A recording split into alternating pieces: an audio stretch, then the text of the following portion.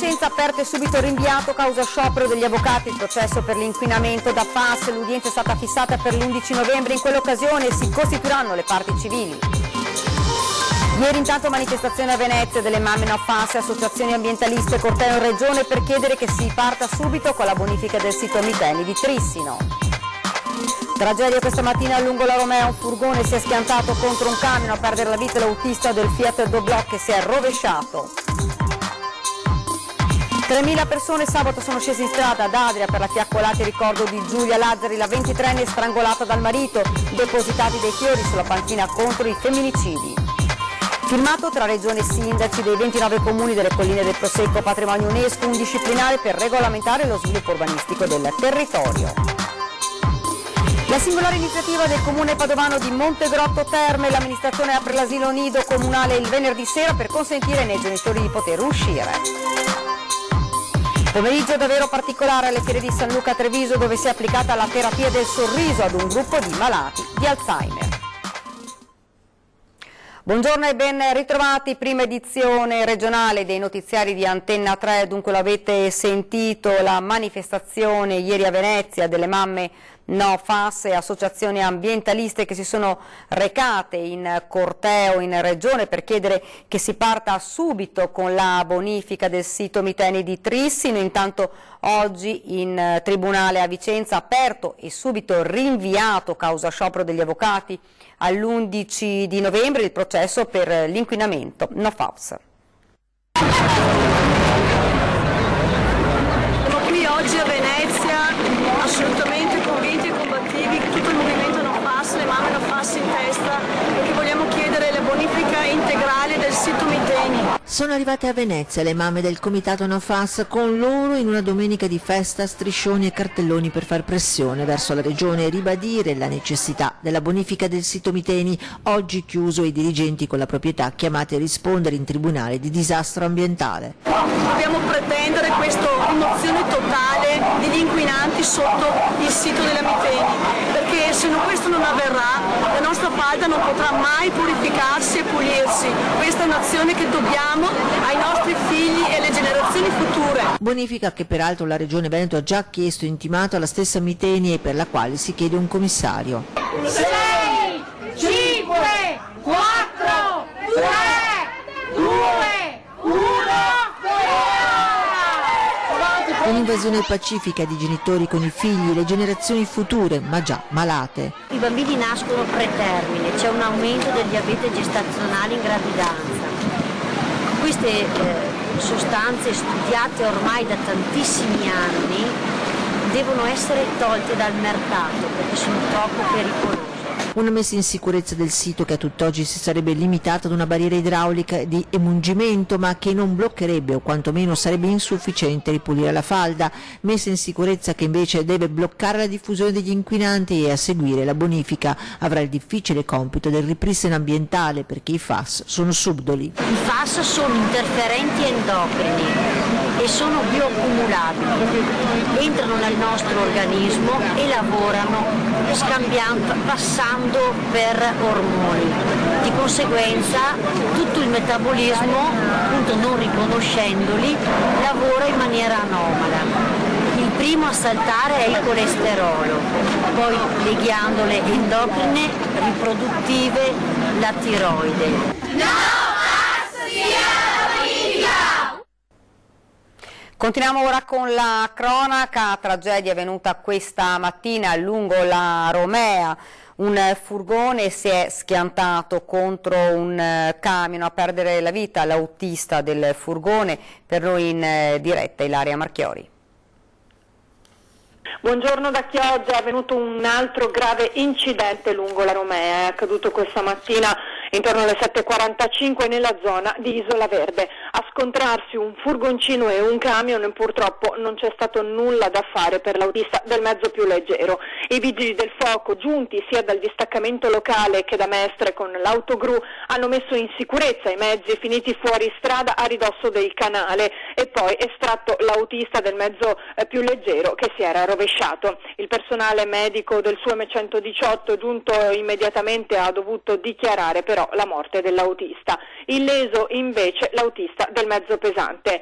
In corso le operazioni di recupero dei mezzi e del carico del camion con grandi bobine di carta che sono state perse proprio durante lo scontro lungo la strada. Da Chioggia è tutto, restituisco la linea allo studio. Stragi del sabato sera, maxi servizio in provincia, più di 200 le persone controllate.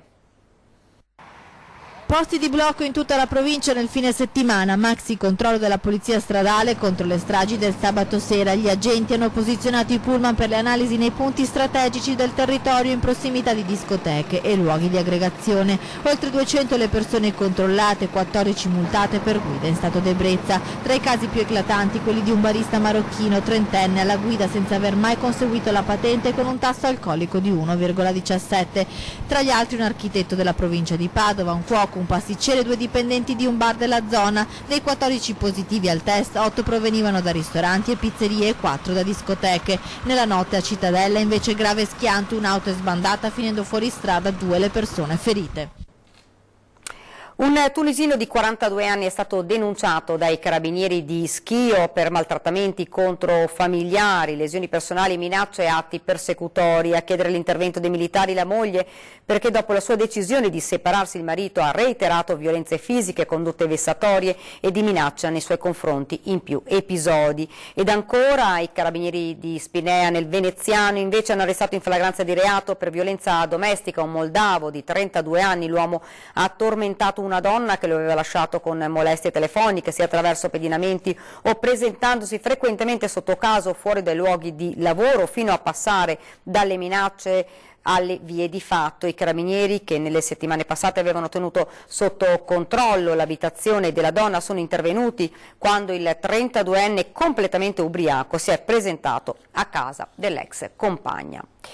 Ed ora andiamo invece ad Adria, in provincia di Rovigo, dove nel fine settimana si è svolta una fiaccolata in ricordo di Giulia Lazzari, la 23enne strangolata dal marito qualche settimana fa.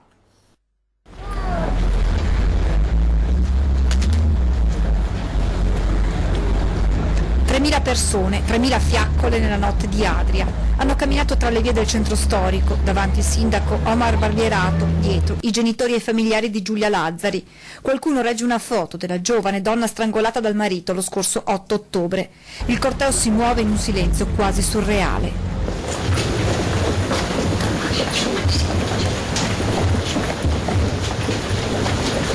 Ad Adria sono arrivati anche i sindaci degli altri comuni del Polesine, donne e uomini, uno accanto all'altro per ricordare Giulia e con lei le tante altre vittime di femminicidi. Il lungo serpentone si ferma poi davanti alla panchina arancione posizionata qui un anno fa dal comune contro la violenza sulle donne. La mamma di Giulia vi depone un mazzo di fiori, qualcuno vi ha lasciato una poesia dedicata alla 23enne. Altro momento toccante quando il corteo giunge davanti al teatro comunale, sotto la cui loggia è stata allestita una luce per Giulia. Una sedia vuota, poggiato sopra un paio di scarpe rosse diventate il simbolo internazionale della lotta ai femminicidi e davanti tantissimi mazzi di fiori e messaggi indirizzati a Giulia. La fiaccolata si è poi conclusa davanti alla grotta di Lourdes con le parole dell'arciprete della cattedrale, Monsignor Antonio Donato. Vicenda tristissima, sconcertante, siano già state dette e scritte in questi giorni, ma accanto alle parole sono importanti anche i gesti e i segni, come la manifestazione che qui concludete, ci ha messi insieme a camminare gli uni a fianco degli altri con la fiaccola in mano. Voltiamo pagina, ha firmato tra Regione e sindaci dei 29 comuni delle colline del Prosecco patrimonio UNESCO, un disciplinare per regolamentare lo sviluppo urbanistico del territorio che sarà vigilato dalla neonata Fondazione Colline UNESCO.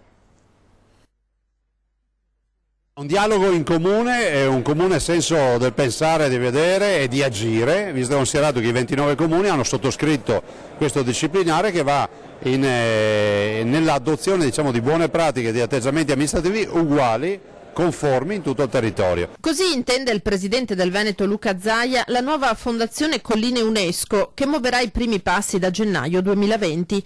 29 comuni, 15 quelli della cosiddetta core zone, che sono chiamati a lavorare per uno sviluppo urbanistico armonioso del territorio. Una chiamata a cui hanno risposto tutti i sindaci, come conferma il colpo d'occhio del Teatro Careni di Pieve di Soligo. A loro Zaia ha consegnato la targa del riconoscimento UNESCO, ma ha chiesto con questo disciplinare un forte impegno. Nell'insieme di questi paesaggi ci sono tanti edifici che hanno bisogno di essere restaurati, riconvertiti, e quelli potrebbero essere i luoghi per accogliere dei viaggiatori, avere 2 o 3 stanze di accoglienza e far colloquiare i viaggiatori con i produttori di vino delle piccole aziende e creare un incrocio di civiltà tra il viaggiatore che è portatore di cultura e chi è in queste zone che è portatore di una cultura che viene da lontano. Lo hanno fatto nelle Langhe e l'auspicio è che si faccia anche qui, c'è anche scritto nel dossier, quindi le premesse ci sono tutte. Recupero dunque, non nuove costruzioni, come ha ribadito ai sindaci anche il presidente Zaia. Valorizzare l'esistente, consentire ai proprietari degli immobili già presenti di restaurarli e riconvertirli a strutture di accoglienza. Solo così si tutelerà davvero il territorio. E stop a nuovi vigneti. A vigilare da gennaio sarà proprio la nuova fondazione. Guarda, noi abbiamo una grande responsabilità perché abbiamo un sito UNESCO che non è una partita da poco, non c'entra niente con le bottiglie di prosecco, stiamo parlando di un territorio di 9.170 ettari, la core zone, che è un territorio baciato da Dio e dagli uomini, no? Perché poi è frutto del lavoro di gente che si è spaccata la schiena, che magari non c'è più, e quindi io ho sempre voluto dedicare a loro questo riconoscimento come patrimonio umanità. Pensate quanti contadini hanno lavorato in quelle colline e non hanno mai visto la fortuna, adesso questa fortuna ce l'abbiamo, però è giusto riconoscere a loro questo ruolo che hanno avuto, che è stato determinante. Ed ora invece ci spostiamo a Padova. Ubriaco si denuda e minaccia i passanti in Piazza dei Signori aggredendo i carabinieri. Ubriaco fradicio ha seminato il panico tra la gente che stava trascorrendo il sabato sera in Piazza dei Signori a Padova. In preda ai fumi dell'alcol ha cominciato a insultare e spintonare i passanti minacciandoli con un coltellino, poi si è anche denudato mostrando le parti intime. Quando sono arrivati i carabinieri li ha aggrediti con calci e pugni, ma è stato subito bloccato e arrestato. Protagonista della nottata di follia un 48enne di Pieve di Sacco, volto già noto alle forze dell'ordine. Portato in caserma ha continuato a dare in escandescenza fino a quando non ha smaltito gli effetti della bevuta. Ed ora la vicenda di un'anziana di 81 anni sfrattata dall'appartamento in cui è nata e ha sempre vissuto, ma attorno all'anziana veneziana si sta stringendo un'intera comunità. Una volta c'era più di negozi qua, sì, adesso che non c'è più niente, ma una volta avevamo negozi da mangiare e adesso che non abbiamo più niente. Il dramma è che qui tra poco potrebbe non esserci più neanche lei, che in questa casa di Dorsoduro, una 50 di metri quadri al piano terra in Calle San Gregorio, c'è nata. Il contratto di locazione è scaduto il 28 febbraio ed ora Marcella, 81 anni, è sotto sfratto. La proprietaria dell'intero palazzo, una marchesa mantovana, intende rimettere a nuovo tutto lo stabile. Dovrei andare via, ma penso che mi assa perché bisogna che si vergogna prima che vada via, se meglio che mora. Attorno a Marcella si sta stringendo un'intera comunità, stufa di assistere all'esodo dei propri abitanti. La celebre frase "una volta qui era tutta campagna" per Venezia si trasforma in "una volta qui era tutta città". A scomparire non sono gli edifici naturalmente, ma le persone, i negozi, in una parola il tessuto sociale, in un'incessante trasformazione turistica. La vita vera sopravvive a macchia di leopardo in chi come Marcella, quarta di 9 fratelli, in questa casa c'è nata e ci abita da sempre. Solo rancurato tutti i miei fratelli che erano piccoli. Per niente mia mamma così è morta nel 74, mi ha chiesto scusa. Sì, perché mi va a toccare rancurarmi tutti i figli, né mia mamma, noi i miei. Io non sono sposata. Marcella non sa darsi pace, ha lavorato sempre come donna di servizio, vive con una pensione di 620 euro al mese, ma qui la conoscono e la vogliono aiutare tutti, non solo in questa vicenda ma anche nelle piccole necessità quotidiane di una signora che non è più giovanissima e deve arrangiarsi in una zona che non offre quasi più servizi ai residenti, negozi e farmacia non sono dietro l'angolo e tra un po' potrebbe mancare anche la casa. lavorato sempre dappertutto, ho lavorato fino ai 78 anni e dopo basta, perché con sta gamba faccio fatica a stare in piedi. Hai capito? Non è che faccia... Io ho lavorato fino ai 78 anni, 2 anni e mezzo che non lavoro più. E come avete sentito sono davvero tanti i veneziani che hanno voluto esprimere vicinanza all'81enne sotto sfratto. È venuto comunque a manifestare la sua solidarietà. Certo che sono venuta perché giustamente Marcella comunque qui in questa zona è un'istituzione. La conosco bene e mi dispiace, e poi mi dispiace che mandino via i vecchi, perché l'hanno già fatto col professore di greco qua. 101 anni e l'hanno cacciato via. Da quando la conoscevo da piccola Venezia è stravolta, non è più la stessa. È un baraccone da fiera, non solo per causa dei turisti ma anche degli studenti che fanno un chiasso impossibile nei campi. Si fa la fila per esprimere la propria solidarietà a Marcella, a pochi passi dalla casa da cui questa signora di 81 anni è stata sfrattata. Una processione di veneziani d'ogni età, professione, estrazione sociale, che hanno voglia di fare comunità, perché oramai è trasversare il fronte che si è formato in città davanti ad un'emergenza grave sempre più sentita. È sempre più difficile abitare a Venezia? Sì, è sempre più difficile perché non si trova casa, perché gli affitti sono in aumento, perché c'è un mercato immobiliare assolutamente drogato dalle locazioni brevi, dalle cosiddette affittanze turistiche, e perché c'è anche una gestione, diciamo così, un po' sconsiderata della residenzialità pubblica. Abituata da sempre a guardare oltre i confini, Venezia si conferma città internazionale anche in queste iniziative che coinvolgono i veneziani per così dire d'adozione, come questo gruppo di francesi. I negozi sono partiti. Ah sì? Sì. Che negozi hanno chiuso? I negozi sì, sono chiusi, negozi simpatici. Stupisce, ma in fondo fa anche piacere che a preoccuparsi del futuro di Marcella o di Venezia più in generale ci sia anche chi arriva dal North Carolina. Peccato che al momento serva ancora poco. Ultimamente sono ancora di più i veneziani che se ne stanno andando. Sì, purtroppo al dato dell'anagrafe comunale le ultime 4 settimane sono 4 residenti al giorno, speriamo che sia un picco momentaneo, ma questo è il dato delle ultime settimane e sono veramente tanti. Devono essere 30.000 in più. Ci sentiamo un po' presi in giro da questo punto di vista. Ed ora ci fermiamo per una breve pausa pubblicitaria, rimanete con noi.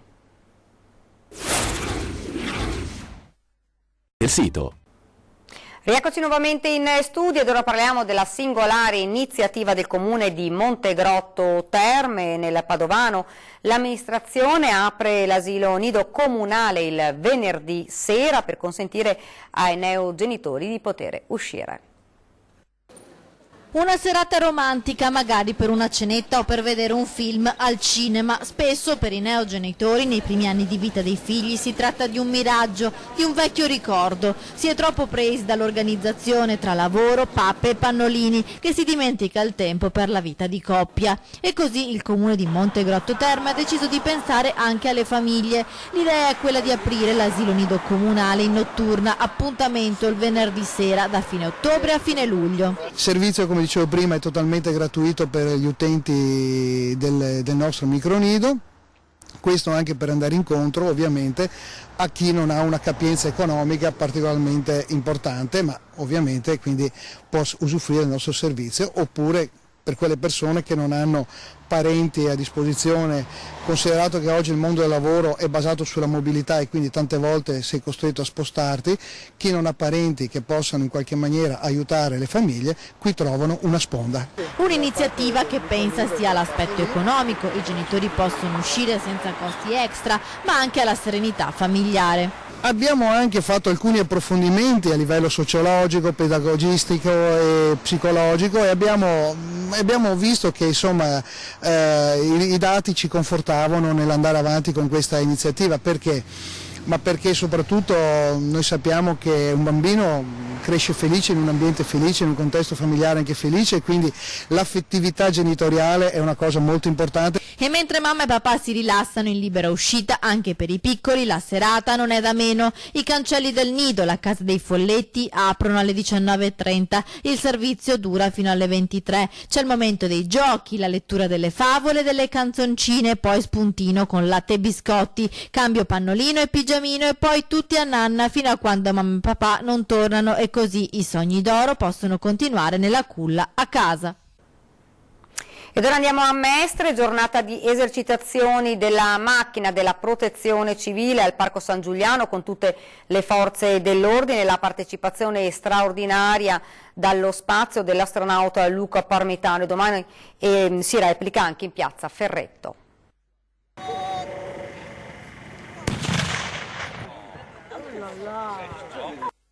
Nell'esercitazione con tutti gli uomini e le donne della protezione civile anche il disinnesco di un ordigno.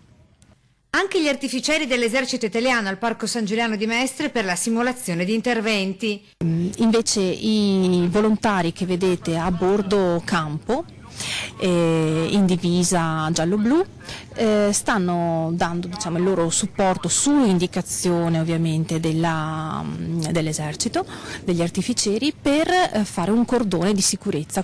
Un'intera giornata con tutte le forze dell'ordine per dimostrare concretamente alla cittadinanza il loro impegno nel garantire la sicurezza e nel gestire le emergenze. Tanti uomini, operatori, enti diversi, dalle forze di polizia a quelle civili, quelle sanitarie, insomma veramente un momento importante per stare a significare l'informazione su quello che ci riguarda a partire dalle mura domestiche. Con la gioia anche di più piccini che hanno avuto la possibilità di scoprire l'elicottero della Polizia di Stato. Le unità cinofile antidroga, antisabotaggio e quelle nel soccorso alle persone contro gli altri Zoe, pastore tedesco di 6 anni e mezzo, quindi il giovane Golden Retriever Jack e il pastore belga di 5 anni Astor, già in missione ad Amatrice. Nelle dimostrazioni di logistica generale, i sommozzatori, il 4 Battaglione Carabinieri Veneto, la Guardia di Finanza, i lagunari del Reggimento Serenissima, il SUEM 118 con la simulazione di una maxi emergenza sanitaria, i Vigili del Fuoco con un soccorso tecnico urgente per alluvione, la Capitaneria di Porto e l'organizzazione di volontari attivi nel territorio. Grazie ai radioamatori di Mestre ci ha fatto letteralmente sognare la diretta dallo spazio con l'astronauta Luca Parmitano. Racconta come si vede il cielo dal suo osservatorio. Le stelle hanno colori diversi, possono essere più gialle, più rosse, più azzurre, e da qui si vedono bene. Il vantaggio della radio è questo, quindi nei primi momenti del pericolo utilizzare la radio è fondamentale per sapere com'è la situazione nei vari punti. Giornata, over.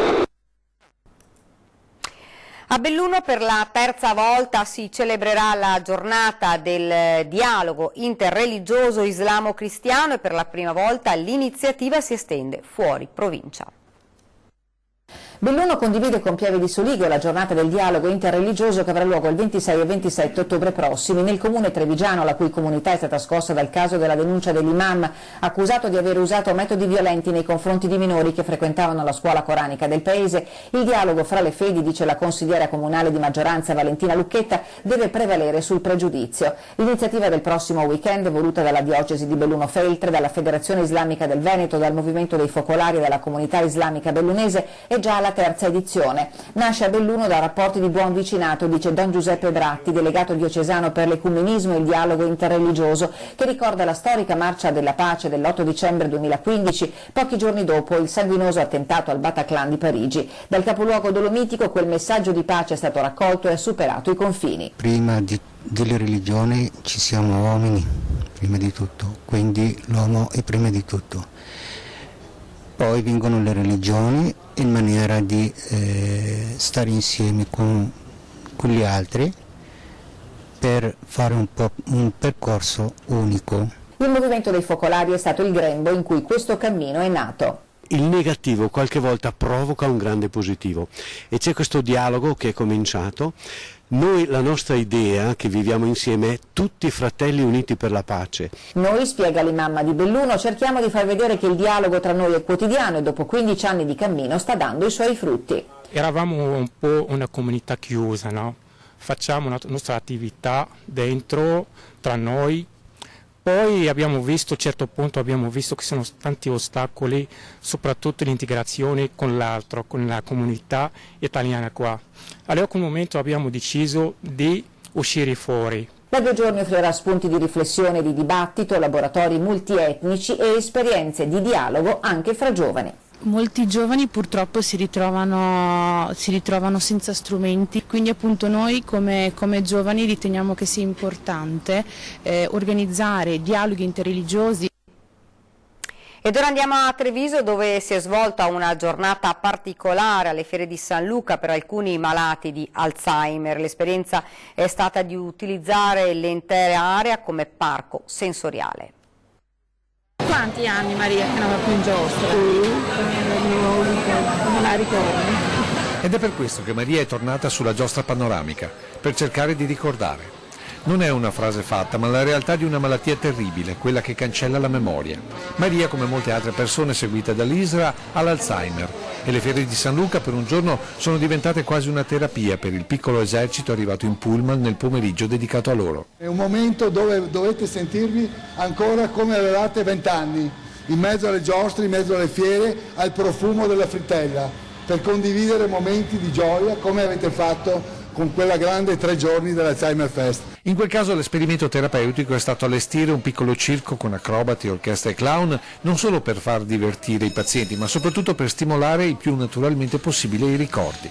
Del resto da tempo a Santa Buona una stanza sensoriale è stata allestita con lo stesso scopo. E allora si è detto, perché non passare da una stanza ad un intero parco sensoriale, in un percorso tra luci, suoni e profumi? E stando ai sorrisi, il divertimento per questi pazienti non è mancato accanto a qualche ricordo di giovinezza. E se non a tutti l'atmosfera delle fiere ha riacceso qualcosa, quella che non è mancata è l'ironia, come ci ha insegnato così la nostra protagonista Maria. Se che dico a Michel, è più vecchia che te vieni e più matta te ne metti. Siamo in chiusura, vi ricordo fra qualche minuto, ore 13, per parlare della manovra economica 2020. In studio con noi Alessandro Bisato, segretario del PD Regione Veneto, Paolo Paternoster, deputato della Lega, e Gianfranco Refosco, segretario generale della CISL Veneto. Vi aspettiamo con i vostri post e le vostre telefonate allo 049 49 06 054. Questa sera invece vi ricordo, non perdete 20 e 10 ospiti in studio: Stefano Busolin della Lega ed Enzo Risso, direttore scientifico SVG. Subito dopo le 21:15 non perdetevi il Ring, la politica alle corde. E questa era l'ultima notizia, vi lascio alle nostre previsioni del tempo. Grazie davvero per averci seguito e buona giornata.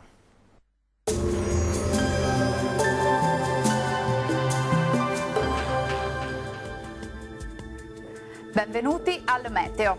La settimana inizia con un tempo sostanzialmente stabile, tuttavia con qualche occasionale pioggia. Vediamo nel dettaglio la situazione di lunedì 21 ottobre. Sul Veneto sarà ampiamente soleggiato con cielo al massimo poco nuvoloso. Non si escludono occasionali annuvolamenti sui rilievi, dove sarà possibile anche qualche acquazzone. Temperature minime tra 15 e 18 gradi, valori massimi in aumento, compresi invece tra 20 e 25 gradi. Ci spostiamo ora sul Friuli Venezia Giulia, dove potremo avere qualche isolato fenomeno sui monti, mentre altrove sarà asciutto e decisamente soleggiato.